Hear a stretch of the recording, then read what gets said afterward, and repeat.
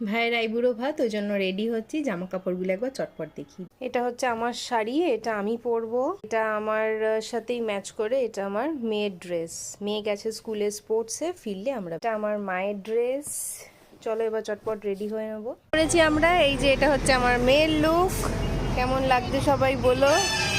আমার মাও চলে এসছে রেডি হয়। এই যে নবারুণ রেডি হয়ে গেছে। ছবি তুলছি না, ভিডিও হচ্ছে।